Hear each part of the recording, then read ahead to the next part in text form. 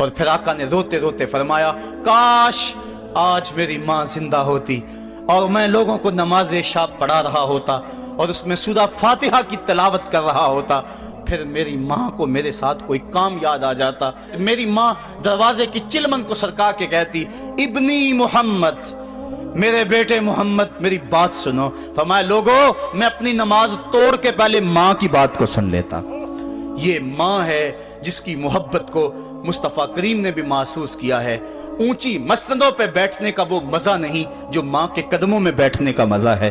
اور وہ کیا کہا تھا خورشید گیلانی نے، وہ کہتا ہے کہ 5 اسٹار ہوٹلوں میں کھانا کھانے میں وہ لطف کہاں جو چولہے پہ پاس بیٹھ کے ماں کے ہاتھوں سے پکی ہوئی چپاتیاں کھانے میں مزہ ہے، اور عالی جناب حضرت صاحب اور اعلیٰ اور بھاری اور بھرکم لفظ سننے میں اور گارڈ آف آنر کا معائنہ کرنے میں وہ لذت کہاں ہے جو ماں کے اوئے ببلو کہنے کے اندر رکھا گیا ہے۔ ماں جب بولتی ہے تو اس کے لہجے میں جبریل بولتا ہے، ماں جب مسکرا کے دیکھ لیتی ہے تو لگتا ہے جنت کی ساری کلیاں کھل اٹھی ہیں۔ ایک شخص نے سین حرم میں اپنی ماں کو اپنے کندھوں پہ سوار کرا کے طواف کروایا اور پھر حضور کی خدمت کے پاس میں حاضر ہوا، عرض کی حضور میں نے کہ اپنی ماں کا حق ادا کر دیا ہے، کہا تو اس کی ایک مسکراہٹ کا بدل نہیں دے سکا۔ ماں جب مسکراتی ہے تو اس کے لہجے میں اتنی مٹھاس ہوتی ہے، میں کہتا ہوں ساری دنیا کے شہد نچوڑ دیے جائیں اتنی محبت پیدا نہیں ہوتی جتنی محبت ماں کے لہجے میں ہے۔ جب وہ بیٹے کو اوئے ببلو اوئے مٹھو کہہ کے پکارتی ہے، اوئے بیٹا کہہ کے پکارتی ہے، آواز دیتی ہے، تو ماں کے لہجے کے اندر وہ رس گل رہا ہوتا ہے کہ حوریں بھی آفرین آفرین کر رہی ہوتی ہیں۔ ماں کے بے ادب ہاتھ جوڑ کے ماں سے معافی مانگ لیں، باپ کے گستاخ ہاتھ جوڑ کے باپ سے معافی مانگ لے، یہ سرمایہ زندگی میں نہیں ملے گا۔ عموماً قدر نعمت زوال نعمت کے بعد ہوتی ہے۔ آؤ ماں باپ کی قدر کو پہچانیں اور اللہ کی رحمتوں کو لوٹیں۔ علامہ اقبال کی جب والدہ فوت ہوئی تو وہ پھوٹ پھوٹ کے روئے، جوان ہونے کے باوجود ان کی آنکھوں سے آنسو نہیں تھمتے تھے، اور پھر روتے روتے کہتے تھے وطن میں ہوگا اب کس کو میرا انتظار، کون میرا خط نہ آنے سے رہے گا بے قرار، آرزو لے کے تیری خاک کے تربت پہ آؤں گا، اب دعائے نیم شب میں کس کو میں یاد آؤں گا، کون پچھلے پہر اٹھ کے دعا کرے گا، ماں ہی دعا کرتی ہے۔ ماں کے جب ہاتھ اٹھ جاتے ہیں تو اجابت کے سارے دروازے کھل جاتے ہیں۔ ماں جب بولتی ہے اور دعا کے لیے ہاتھ اٹھا دیتی ہے، اللہ رحمت کے سارے دروازے کھول دیتا ہے اور قریب آ کے ماں کی فریاد کو سنتا ہے۔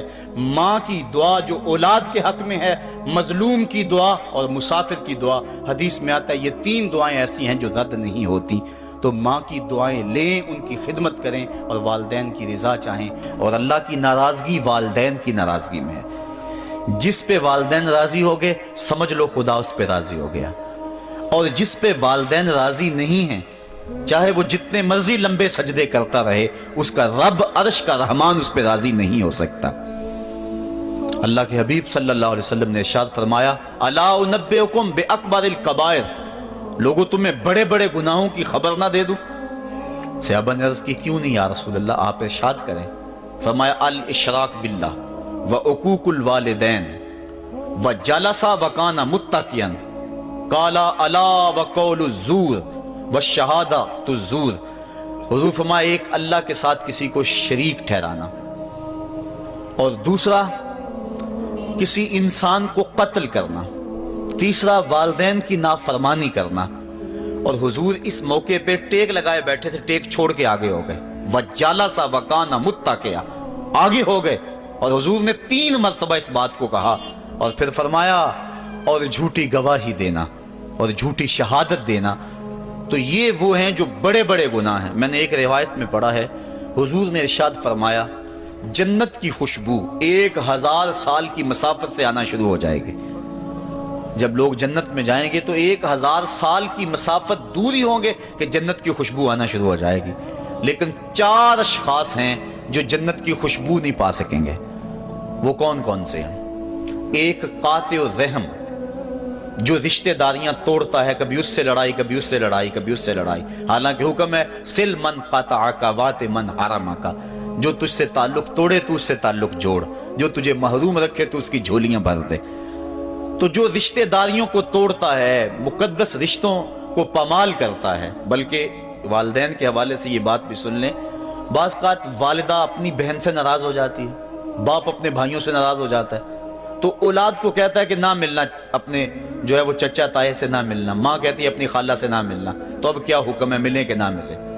تو علماء نے اس پہ گفتگو فرمائی ہے کہ قطع رحمی حرام ہے، اور ماں قطع رحمی کا حکم دے رہی ہے، کہتی ہے، اور بندہ سوچتا ہے، بچہ سوچتا ہے کہ میری خالہ تو میری ماں کے پیچھے، میرے چچا میرے تائے تو میرے باپ کے پیچھے ہیں، جب باپ نہیں ملتا تو میرے کیا لگتے ہیں، جب ماں نہیں ملتی تو خالہ اور ماموں میرے کیا لگتے ہیں؟ تو وہ ماں کے پیچھے اور باپ کے پیچھے لگ کر ان عظیم رشتوں کو چھوڑ دیتا ہے، جبکہ لا طاعت المخلوق فی معصیت الخالق، خالق کی معصیت میں مخلوق کی اطاعت نہیں ہوگی۔ تو جو یہ چیزیں ہیں قطع رحمی نہیں کی جائے گی۔ علماء نے یہاں طریقہ یہ بیان کیا ہے کہ والدین سے چوری ملے تاکہ ان کا بھی دل نہ دکھے لیکن ان سے تعلق نہ توڑے، چونکہ قطع رحمی کے زمرے میں نہ آئے۔ تو 4 اشخاص ہیں قیامت کے دن جو جنت کی خوشبو بھی نہیں پائیں گے، ان میں سے قطع رحمی کرنے والا، دوسرا بوڑھا زانی، اور تیسرا تکبر کی وجہ سے ٹخنوں سے نیچے شلوار لٹکانے والا، اور چوتھا والدین کی نافرمانی کرنے والا۔ حضور فرمایا یہ 4 اشخاص ایسے ہیں کہ جو جنت کی خوشبو بھی نہیں پائیں گے۔ اور ایک اور 4 اشخاص کی کہانی سنو۔ حضور نے ارشاد فرمایا، اے عمر، اگر مجھے لوگوں کے سست ہو جانے کا ڈر نہ ہو تو میں تمہیں یہ بات کہوں کہ اس خبر کو جا کے گلی بازاروں میں بتا دو اور 4 اشخاص کی جنت کی گواہی دے دو کہ انہیں جنت میں جانے سے کوئی شے نہیں روک سکتی۔ عرض کی حضور کون کون؟ فرمایا ایک وہ عورت جس نے اپنی ساری محبتیں اپنے خامد پہ نچھاور کر دیں اور وہ اس حال میں مری کہ اس کا خامد اس پہ راضی تھا، جنت میں جانے سے اس کو کوئی شے نہیں روک سکتی۔ اور دوسرا وہ شخص جس کے بچے زیادہ ہیں، ذرائع آمدنی تھوڑے ہیں، لیکن اس نے اپنے بچوں کے پیٹ میں حرام کا لقمہ نہیں جانے دیا، محنت کرتا رہا، اوور ٹائم لگاتا رہا، مزدوری کرتا رہا اور اپنے بیٹوں کے لیے رزق حلال کی تلاش میں رہا۔ وہ بوڑھی کمر پہ بوریاں اٹھا اٹھا کے کام کرتا تھا اور اپنی کثیر اولاد کی پرورش کے لیے اس نے محنتیں بلی کی اور ان کو حرام کا لقمہ نہیں کھلایا۔ فرمایا قیامت کے دن اس کو بھی جنت میں جانے سے کوئی شے رکاوٹ نہیں پیدا کر سکتی۔ اور تیسرا حضور نے فرمایا وہ شخص کہ جو اپنے والدین کے ساتھ حسن سلوک کرے اور اس کے والدین اس پہ خوش ہوں، اس پہ راضی ہو جائیں۔ اور چوتھا وہ شخص کہ جس نے ایسی سچی توبہ کی کہ گناہوں کی طرف پلٹنا اس کے لیے اتنا مشکل تھا، جس طرح جانور کے تھن سے نکلا ہوا دودھ واپس نہیں جا سکتا، وہ گناہوں کی دنیا میں دوبارہ نہیں جا سکتا۔ تو یہ فرمایا یہ 4 شخص ایسے ہیں عمر، اگر اس بات کا ڈر نہ ہو کہ لوگ سست پڑ جائیں گے تو ان 4 اشخاص کے بارے میں شہادت دے دو کہ یہ دنیا پہ چلتے پھرتے جنتی۔ تو ماں باپ کی خدمت کرنے والا، ماں باپ کو راضی رکھنے والا یقیناً اللہ کی نعمتوں کا حقدار ہے۔ وہ بدبخت ہیں بیٹے جو ماں باپ کو راضی نہیں رکھتے۔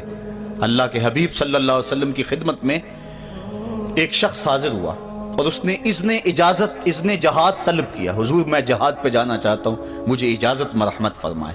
حضور نے فرمایا احی والدہ کا، کیا تیرے والدین زندہ ہیں؟ کالا نعم، عرض کی ہاں حضور میرے والدین زندہ ہیں۔ کالا ففیہما فجاہد، کہا جا ان کی خدمت کر، یہی تیرا جہاد ہے۔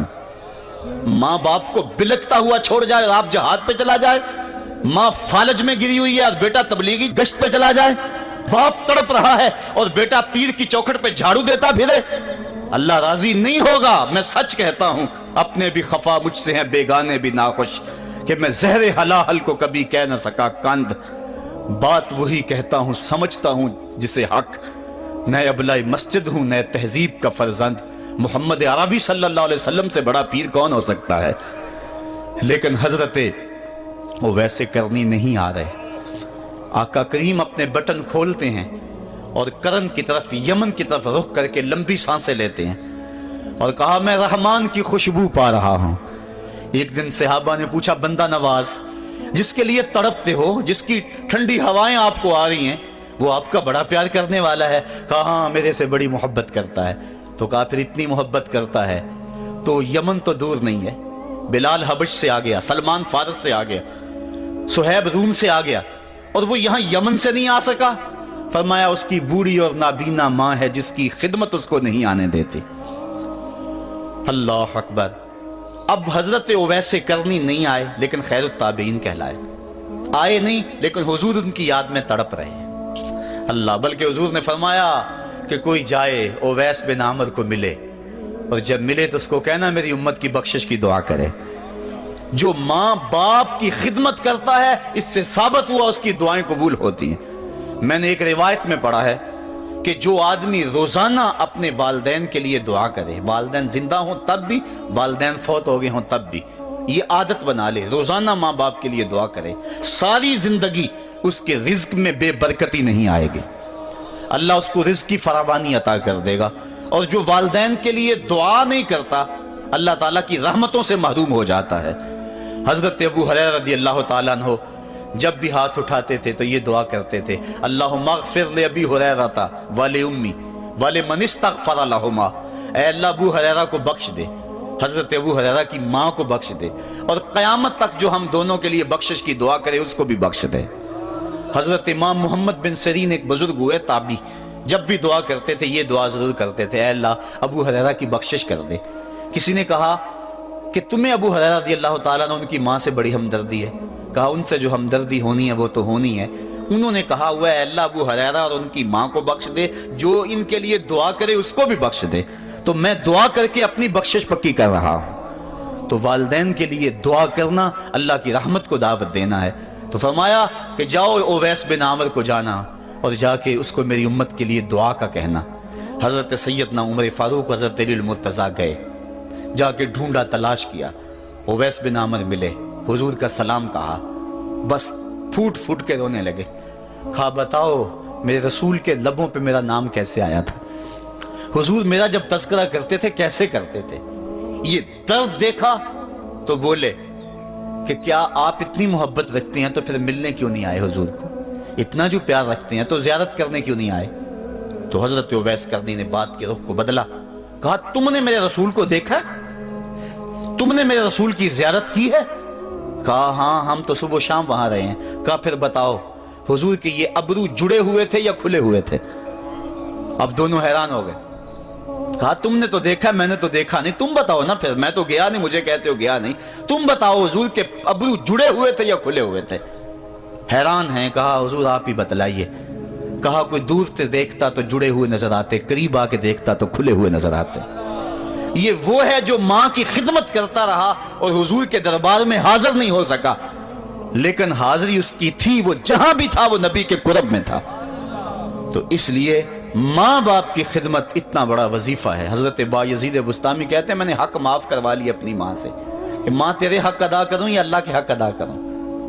تو مجھے اپنے حق معاف کر دے، میں اللہ سے اپنے حق معاف کروا لیتا ہوں، اپنی اللہ کو راضی کر لیتا ہوں۔ جنگلوں میں گھومتے رہے، 12 سال بیت گئے، ایک دن دوبارہ آئے، بستام کی سمت سے گزرے، خیال آیا چلو ماں کو سلام کر جاؤں۔ تہجد کا وقت تھا، رات کا وقت تھا، دروازے پہ کھڑے رہ گئے کہ میری ماں سوئی ہوگی، میں نے کبھی کوئی خدمت نہیں کی ماں کی، تو اب اٹھا کے تکلیف کیوں دوں؟ ساری رات کھڑے رہے۔ جب تہجد کا وقت گزرا تو نالی سے پانی آیا، سمجھ گئے کہ میری ماں تہجد کے لیے اٹھی ہے، دروازے کے قریب ہو گئے تو ماں نے ہاتھ اٹھا لیے، کہا اللہ میرا بیٹا بایزید تیری طلب میں نکلا ہوا ہے، میں نے اسے اپنے حق معاف کر دیے، تو اس کو اپنا وصال عطا کر دے۔ حضرت بایزید دروازہ کھٹکھٹانے لگے اور ماں کے قدموں میں لپٹ گئے اور رو کے کہنے لگے جس رب کو میں جنگلوں میں تلاش کرتا ہوں وہ تو رب میری ماں کے پاس ہے۔ تو ماں کی دعاؤں میں اللہ کی رضا ہے، ماں راضی ہو جائے تو سمجھ لو خدا راضی ہے۔ اللہ تعالیٰ جل شانہ نے ارشاد فرمایا وَقَضَىٰ رَبُّكَ أَلَّا تَعْبُدُوا إِلَّا إِيَّاهُ، تیرے رب نے یہ طے کر دیا ہے کہ اس کے علاوہ کسی کی پوجا نہیں کرو گے، وَبِالْوَالِدَيْنِ إِحْسَانًا، اور والدین کے ساتھ اس نے سلوک سے پیش آؤ گے۔ اِمَّا يَبْلُغَنَّ عِندَكَ الْكِبَرَ أَحَدُهُمَا أَوْ كِلَاهُمَا فَلَا تَقُل لَّهُمَا أُفٍّ وَلَا تَنْهَرْهُمَا، اگر تیرے پاس دو یا دونوں میں سے ایک بڑھاپے کو پہنچ جائیں تو پھر ان کے سامنے تو نے اف بھی نہیں کہنی اور نہ ان کو جھڑکنا ہے اور ان سے نرم لہجے میں بات کرنی ہے۔ جب ماں باپ جوان ہوں، بچوں کی ضروریات پوری کر رہے ہیں، ان کے تعلیمی اخراجات اور ان کے معاشی سارے معاملات درست کر رہے ہوں، تو اس وقت تو والدین کی بچے تعظیم کرتے ہی ہیں۔ امتحان اس وقت شروع ہوتا ہے جب ماں باپ بوڑھے ہو جاتے ہیں اور چلنے پھرنے کی سخت بھی نہیں رہتی، صرف سانس کی ایک ڈوری لٹکی رہتی ہے، اور جس طرح بچہ اپنے بدن سے مکھی بھی نہیں اڑا سکتا تھا، اب یہ حالت ماں باپ پر آ گئی اور بچے کی طرح مزاج چڑچڑا ہو گیا۔ زمانے کے حالات بدل گئے، لیکن ماں کی پرانی، باپ کی وہ پرانی روش ہے، وہ اسی انداز میں اسی ڈگر میں بات کرتا ہے۔ یہ آزمائش کے دن ہیں، یہ امتحان کے دن ہے، اب دیکھنا ہے والدین کی اس وقت تعظیم کون کرتا ہے۔ فرمایا اما یبلغن عندک الکبر، اگر تیرے پاس وہ بڑھاپے کو پہنچ جائیں، دونوں پہنچ جائیں، یا تیری خوش قسمتی کہ دونوں میں سے ایک پہنچ جائیں یا دونوں پہنچ جائیں، تو پھر ان کی تو نے تعظیم کرنی ہے۔ کیا کیسے تعظیم کرنی ہے؟ فلا تقل لہما اف، تو نے ان کو اف بھی نہیں کہنا۔ حضرت امام فخر الدین رازی کے حوالے سے میں آج ہی صبح یا گزشتہ شب اف کی تشریحات دیکھ رہا تھا، انہوں نے 12-13 اقوال بیان کیے ہیں، لیکن 2 قول فرماتے ہیں۔ اف یہ ہے کہ انسان کے بدن کے اوپر جو شفاف رہتا ہو، صاف رہتا ہو، مٹی پڑ جائے، ریت کا ذرہ پڑ جائے تو اس کو پھونک مار کے اس کو ہٹاتا ہے، تو وہ پھونک سے جو آواز پیدا ہوتی ہے اس کو عربی میں اف کہتے ہیں۔ تو پھر اف ہر اس چیز کے لیے منقول ہو گیا جو ناپسندیدہ ہے۔ ایک تو قول یہ ہے کہ والدین کے سامنے اس احتیاط سے رہو۔ دوسری بات آپ فرماتے ہیں اف کا مفہوم یہ ہے کہ جب ماں باپ بوڑھے ہو جائیں تو بول و براز چارپائی پہ نکل جاتا ہے اور انسان ان کو اٹھا کے ان کی خدمت کرتا ہے، صفائی کرتا ہے، کپڑے بدلتا ہے۔ انسان کی طبیعت میں جو فطری نفاست ہے اس کے تحت اس کو ماں باپ سے جو مکروہ اور ناپسندیدہ بو آتی ہے اس سے وہ بچنا چاہتا ہے۔ وہ نفرت ماں باپ سے نہیں ہوتی، وہ نفرت اس بدبو سے ہوتی ہے جو ماں باپ کے بدن سے یا چارپائی سے یا کپڑوں سے اٹھ رہی ہے۔ تو بندہ اپنے جو ہے وہ ناک پہ کپڑا رکھ لیتا ہے اس بدبو سے بچنے کے لیے۔ تو اف کے مفہوم کو بیان کرتے ہوئے حضرت امام رازی کہتے ہیں کہ انسان کو اس بات سے بھی روکا گیا ہے کہ تو اپنے ناک پہ کپڑا رکھ کے اگر ان کو صفائی کر رہا ہوگا تو ماں باپ کے نازک دل پہ کہیں یہ بوجھ نہ آ جائے کہ میرا بیٹا مجھ سے نفرت کر رہا ہے۔ اس لیے والدین کی تعظیم کا عالم یہ ہے کہ تو کھلے ناک سے ان کی خدمت کرے اور وہ بدبو سہتا رہے اور اپنے ناک کے اوپر کپڑا بھی نہ رکھے کہ تیرے ماں اور تیرے باپ کے دل کے اندر اتنا خلال اور ملال بھی پیدا نہ ہو۔ یہ ہے اف کا زمرہ۔ حضرت امام حسن رضی اللہ تعالیٰ عنہ نے ساری زندگی اپنی والدہ حضرت فاطمہ زہرا کے ساتھ بیٹھ کے کھانا نہیں کھایا تھا۔ ایک دن حضرت سیدہ فاطمہ نے فرمایا کہ بیٹا میرا جی چاہتا ہے کہ میرے ساتھ تم بیٹھ کے کھانا کھاؤ، لیکن تم نے کبھی بھی میرے ساتھ بیٹھ کے کھانا نہیں کھایا، کیا وجہ ہے اس کی؟ تو حضرت امام حسن فرمانے لگے، عرض کرنے لگے امی میں اس ڈر سے آپ کے پاس بیٹھ کے کھانا نہیں کھاتا کہ کہیں کسی لقمے کی طرف آپ کی نظر بڑھ جائے اور میں عدم آگہی کی وجہ سے اپنے ہاتھ کو اس لقمے پہ ڈال لوں اور نہ جان سکوں کہ اس لقمے کو اٹھانے کا ارادہ میری ماں کے دل میں پیدا ہو چکا ہے اور میں اللہ کی رحمتوں سے محروم ہو جاؤں، اس ڈر سے میں آپ کے ساتھ بیٹھ کے کھانا نہیں کھایا کرتا۔ یعنی ماں باپ کی تعظیم کا عالم یہ ہے، اف تک نہ کہو۔ حضرت سعید بن المسیب رضی اللہ تعالی عنہ جلیل القدر تابعی ہیں، وہ فرماتے ہیں کہ والدین کے سامنے بیٹے کی حالت کیا ہونی چاہیے۔ وہ فرماتے ہیں جس طرح بھاگا ہوا غلام پکڑا جائے اور اس کو پکڑ کے جو ہے وہ آقا کے سامنے پیش کر دیا جائے، تو اس بھاگے ہوئے غلام کو پکڑ کے جب آقا کے سامنے پیش کر دیا جائے تو جو حالت اس غلام کی ہوتی ہے، بیٹے کی حالت یہ ماں باپ کے سامنے ہونی چاہیے۔ اب ان بیٹوں کو سوچنا چاہیے جو اپنے ماں باپ کو دقیانوسی کا تانا دیتے ہیں اور سمجھتے ہیں یہ اولڈ فیشن ہے، انہیں کیا پتا زمانہ کہاں چلا گیا ہے، اور ان کے فیصلوں کو مسترد کرتے ہیں۔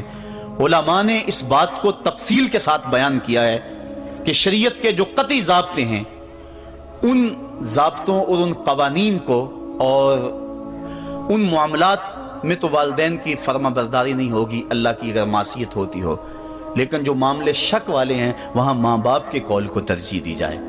تو فرمایا ان کے سامنے اف بھی نہیں کہنی، وَقُلْ لَهُمَا قَوْلًا كَرِيمًا، اور ان سے نرم لہجے میں بات کرنی ہے۔ وَاخْفِضْ لَهُمَا جَنَاحَ الذُّلِّ مِنَ الرَّحْمَةِ، اور ان سے بات اور ان کے لیے اپنے بازو بچھا لینے ہیں نرم دلی کی وجہ سے، نرمی کی وجہ سے۔ جب جانور زمین کی طرف رخ کرتا ہے، اوپر سے نیچے کی طرف آتا ہے تو اپنے پروں کو سکیڑ لیتا ہے، تو اس کے لیے یہ لفظ بولے جاتے ہیں وَخْفِضْ لَهُمَا جَنَاحَ۔ تو اللہ تعالیٰ فرمایا جس طرح وہ جانور عزت سے اپنے بازو سکیڑ لیتا ہے اور پھیلاتا نہیں ہے، والدین کے سامنے تیری اکڑ، تیرا عہدہ، تیرا منصب، تیری شانیں، تو بڑا اونچا ہے، لوگ تجھے سلوٹ کرتے ہیں، تیرے ہاتھ چومتے ہیں، تجھے سلام کرتے ہیں، اونچی کرسیوں پہ تو بیٹھتا ہے، لیکن وہ سب وہاں چھوڑ دے اور ماں کے قدموں میں عاجز بن کے بیٹھ جا، باپ کے قدموں میں عاجز بن کے بیٹھ جا، وہاں اپنی اس کسی چیز کا لحاظ رکھ۔ پرندہ اوپر کو اڑے تو پر کھولے، لیکن جب نیچے آئے تو پروں کو سمیٹ لے، تیرا عہدہ، تیرا منصب باہر رہے، جب ماں باپ کے پاس آئے اس وقت تو مؤدب غلام کی صورت میں اپنے والدین کے سامنے کھڑا۔ وَقُلْ رَبِّ ارْحَمْهُمَا كَمَا رَبَّيَانِ صَغِيرًا۔ اور اگلا حق یہ بیان فرمایا کہ اللہ کی بارگاہ میں عرض کر رہا ہے اللہ میری ماں پر بھی اور میرے باپ پر بھی رحم فرما دے، جس طرح میں چھوٹا تھا اور میرے اوپر انہوں نے رحم فرمایا۔ انسان ماں باپ کے حق دے ہی نہیں سکتا۔ حضور نے ارشاد فرمایا کہ انسان ماں باپ کے حق نہیں ادا کر سکتا الا یہ کہ ان کو غلام پائے اور خرید کر آزاد کر دے، اس کے علاوہ کوئی صورت ایسی نہیں ہے۔ ایک شخص نے حضور کی خدمت میں حاضر ہو کے عرض کیا حضور میں اپنے والدین کی بڑی خدمت کی ہے، اس کو امام حقی نے لکھا ہے، اور جن مراحل سے میں گزرتا رہا ہوں ان مراحل سے میرے ماں باپ گزرے ہیں اور میں نے ان کی خود خدمت کی ہے۔ آج بیٹے بیویوں پہ کام چھوڑ دیتے ہیں کہ بیوی خدمت کرے گی۔ احسان دانش کہتا ہے کہ میں نے اپنی بیوی کو ہاتھ نہیں لگانے دیا، میں نے کہا میرے ماں باپ ہے، یہ خدمت اور کوئی حاصل کیوں کرے، یہ تو میں حاصل کروں گا۔ تو ساری خدمت میں نے خود کی، جس طرح انہوں نے نوالے توڑ توڑ کے میرے منہ میں ڈالے میں نے بھی حضور ایسے کیا، جس طرح میرے لیے میری ماں رات جاگتی رہی میں بھی اپنی ماں کے لیے جاگتا رہا۔ جن مراحل سے میرے لیے وہ گزرے تھے اتفاقاً میرے حالات، میرے ماں باپ کے حالات ایسے پیدا ہو گئے کہ میں نے اسی طرح اپنے ماں باپ کی پرورش کی ہے اور میں اپنے ماں باپ کی جو ہے وہ میں نے خدمت کی ہے، تو کیا میں نے اپنی ماں کا، اپنے باپ کا حق ادا کر دیا ہے؟ تو حضور نے ارشاد فرمایا تو نے ایسے ہی خدمت کی ہوگی، لیکن جب تیری خدمت تیری ماں کرتی تھی تو ساتھ ساتھ تیری زندگی کی دعائیں مانگتی تھی، اور جب باپ بوڑھا ہو گیا تھا، ماں بوڑھی ہو گئی تھی، آزاد شل ہو گئے تھے، فالج میں مبتلا تھے، تو ان کے لیے زندگی کی دعائیں تو نہیں مانگتا تھا، تو یہ کہتا تھا اللہ انہیں پردہ دے دے۔ تیری ماں نے تو کبھی تیرے لیے پردہ نہیں مانگا تھا، بیٹا لولا ہو، بیٹا لنگڑا ہو، ماں کبھی نہیں کہتی بیٹے کو ڈاکٹر جواب دے دیں، ماں کبھی نہیں کہتی کہ میرے بیٹے کو اللہ پردہ دے دے، ماں یہی کہتی ہے مالک مجھے لے لے، میرے بیٹے کو زندگی دے دے، میں سب کچھ بیچ دیتی ہوں، اپنا زیور بیچ دیتی ہوں، میرے بیٹے کی صحت بچ جائے، میرے بیٹے کی زندگی بچ جائے۔ ماں کی موجودگی میں کوئی کہہ بھی نہیں سکتا، باپ کے لیے تو کہہ دے، ماں کے لیے تو کہہ دے بڑی تکلیف ہے تیرے باپ کو، بڑی تکلیف ہے تیری ماں کو، اللہ کرے اب پردہ ہی عطا کر دے۔ خود نہیں کہتا تو کسی سے یہ سن سکتا ہے بندہ، لیکن ماں سن سکتی ہے کوئی کہے اللہ تیرے بیٹے کو پردہ دے دے؟ تو فرمایا جب وہ تیری خدمت کرتے تھے تو وہ تیری زندگی کی دعائیں مانگتے تھے، اور جب تو خدمت کرتا تھا تیرے دل میں ان کے پردے کی آرزو تھی۔ فرمایا تو جتنی مرضی خدمت کی ہے، ماں کی خدمت کا بدل کیسے ہو سکتا ہے؟ تو ماں باپ کی خدمت انسان کر ہی نہیں سکتا تو پھر کیا کرے؟ عرض کہ اللہ میں تو خدمت نہیں کر سکتا، تو ان کے اوپر رحم فرما دے۔ ماں باپ کے لیے دعا کرے۔ علماء نے یہاں بیان فرمایا ماں کافر ہو تو پھر بھی دعا کرے، باپ کافر ہو تو پھر بھی دعا کرے، مومن ہو تو پھر بھی دعا کرے، گناہگار ہو پھر بھی دعا کرے، نیکوکار ہو پھر بھی دعا کرے، دعا نہ چھوڑے۔ حضرت ابو ہریرہ رضی اللہ تعالیٰ عنہ فرماتے ہیں میری ماں کافرہ تھی اور میں حضور کا غلام، اور ماں ہر وقت اپنی دھن میں اور میں اپنی دھن میں ہوں۔ حضرت ابو ہریرہ کے بھائی کوئی نہیں ہے، باپ فوت ہو گئے ہیں، بہن کوئی نہیں ہے، ابھی شادی بھی نہیں ہوئی، دنیا پہ رشتہ ہی کوئی نہیں سوائے ماں کے، گھر آتے ہیں تو ماں سے بات کرنی ہوتی ہے، جو سن کے آتے ہیں ماں سے وہ دکھ کھولنا ہوتا ہے، بات کرنی ہوتی ہے، حضور کی باتیں سنانی ہوتی ہیں، لیکن ماں ہے اتفاق سے کافرہ ہے، حضور کی بات وہ سننا گوارا نہیں کرتی۔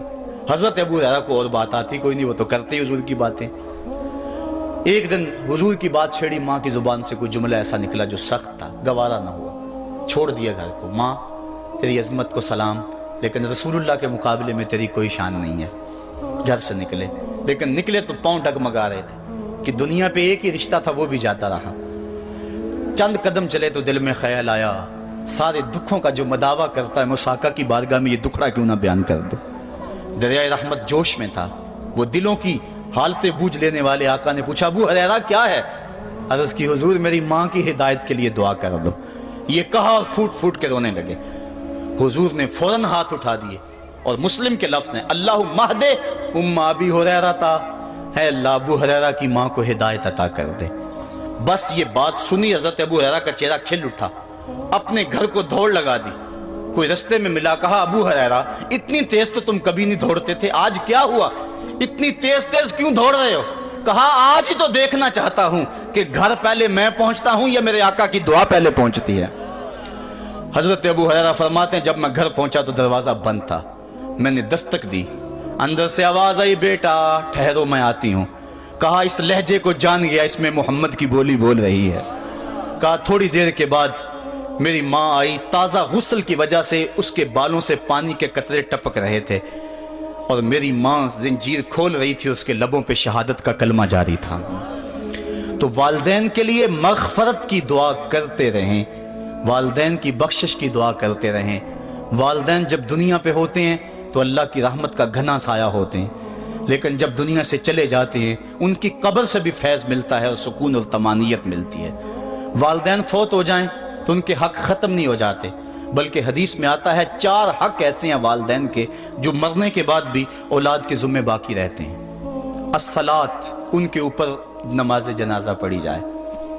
دوسرا حق الاستغفار لہم، ان کے لیے بخشش کی دعا کرتے رہی جائے، مسلسل دعا کی جائے بخشش کی ان کے لیے۔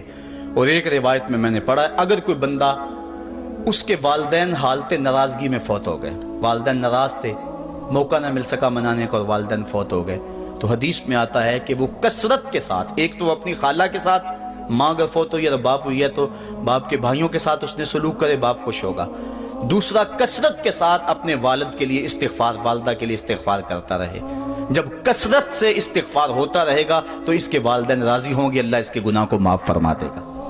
دوسرا حق والدین کا یہ ہے استغفار لہم، ان کے لیے بخشش کی دعا کی جائے، حدیث میں آتے ہیں۔ تیسرا حق بر الاصدقاء، ماں کی سہیلیوں، بہنوں اور رشتہ داروں کے ساتھ، اور باپ کے دوستوں، بھائیوں اور رشتہ داروں کے ساتھ اس نے سلوک کیا جائے۔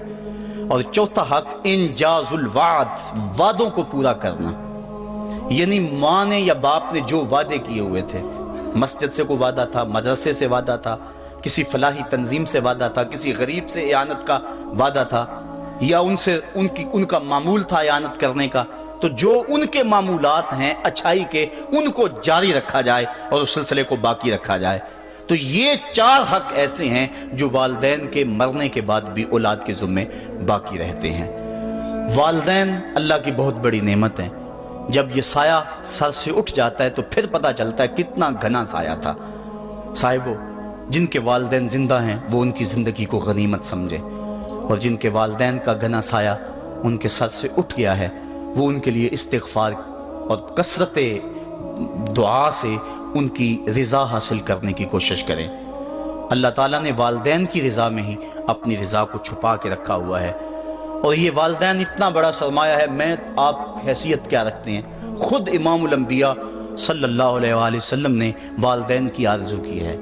حدیث میں آتا ہے، امام سیوطی نے اس کو الحابل الفتاوی میں لکھا ہے، امام حیثمی نے بھی اس کو کنز الاموال میں لکھا ہے۔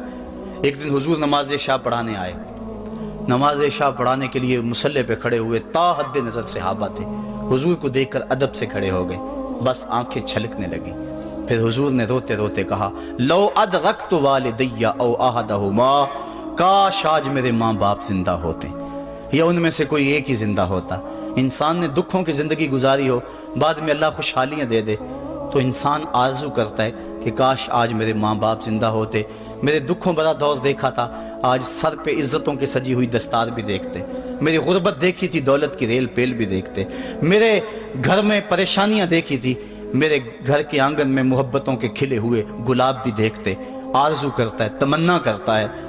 اللہ کے حبیب صلی اللہ علیہ وسلم کے والد اس وقت انتقال کر گئے تھے جب حضور شکم مادر میں تھے، والدہ اس وقت انتقال کر گئی جب عمر 6 سال تھی۔ ابوا کی ریت کے ٹیلے ہیں، مدینہ المنورہ سے واپسی ہے، حضرت آمنہ، حضرت ام ایمن اور حضور 3 नफूस पे मुश्तमिल ये काफिला है, 2 ऊंट हैं। हजरत आमना को बुखार हो गया, जान गई कि ये मेरा बुखार जानलेवा साबित होगा। उम्मे ऐमन को बुलाया, हुजूर का हाथ पकड़ के उनके हाथ में देते हुए कहा, उम्मे ऐमन मेरे इस बेटे को बहफाजत अमीर कुरैश अब्दुल मुत्तलिब तक पहुंचा देना। और फिर अपने बेटे को पास बैठाया, सर पे हाथ रखा, प्यार करना चाहा और कोई बातें करना चाही, लेकिन ज़बत के सारे पैमाने टूट गए, आंखों से आंसू निकलने लगे।